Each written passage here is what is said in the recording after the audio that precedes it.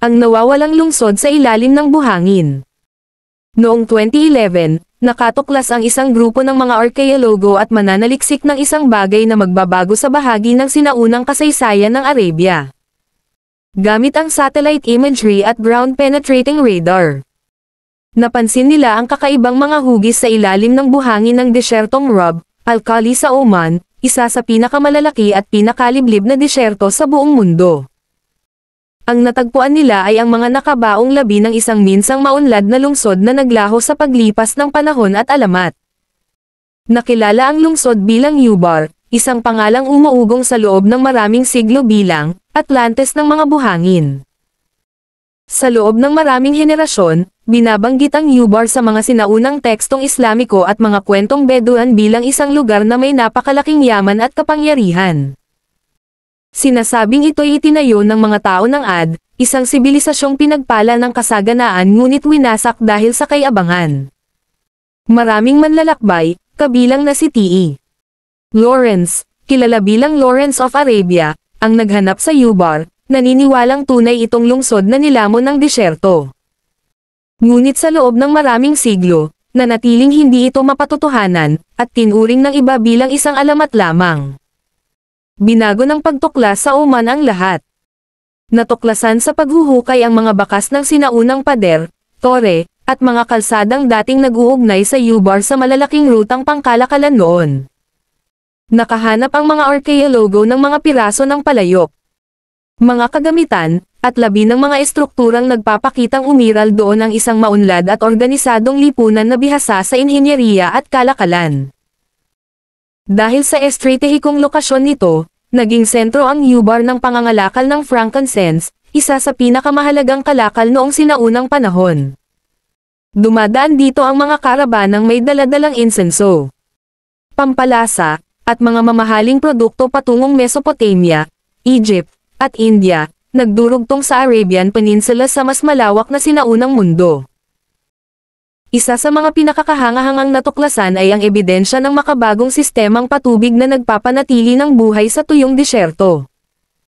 May mga balon at mga nakatagong kanal sa ilalim ng lupa na patunay na nakabisado ng mga tao ng Ubar ang pamamahala ng kakaunting supply ng tubig.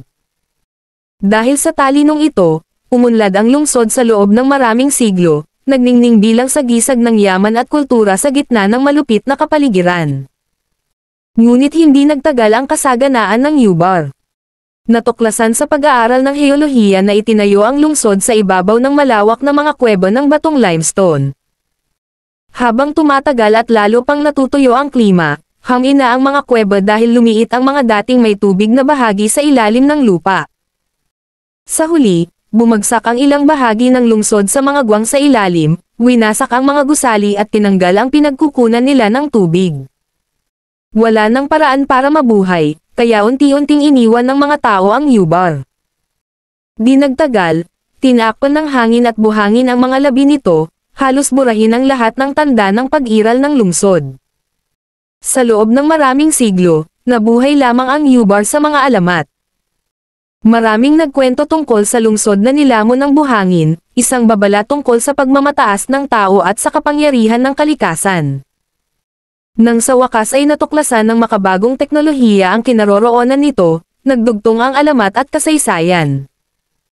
Hindi na ito basta kwentong pang-bonfire, tunay itong lugar, patunay ng talino at pagiging marupok ng mga sinaunang sibilisasyon sa disyerto. Sa kabila ng kahalagahang pangkasaysayan at pang-arkeolohiya nito, bihira pa rin itong banggitin sa pangkaraniwang edukasyon. Nalul-overshadow ito ng mas kilalang mga sibilisasyon tulad ng Egypt, Mesopotamia, at Greece. Paalala ito na minsan, may malaking papel ang Arabian Peninsula sa kalakalan at kultura ng sinaunang mundo. Ang guho ng Ubar ay nananatiling tahimik na saksi sa isang nalimutang kabanata ng kasaysayan, isang kwentong nagsasalaysay ng ambisyon, pag-angkop, at ang hindi maiiwasang paglipas ng panahon.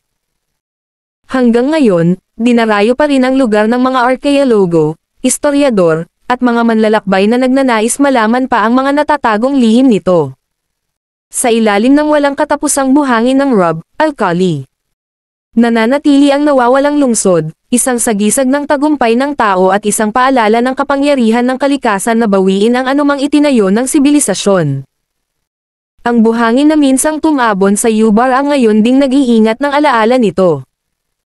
Marahang binubulong ang kwento ng isang lungsod na umangat, yumaman, at naglaho, nag-iwan lamang ng mga bakas ng dakilang nakaraan sa ilalim ng araw ng disyerto.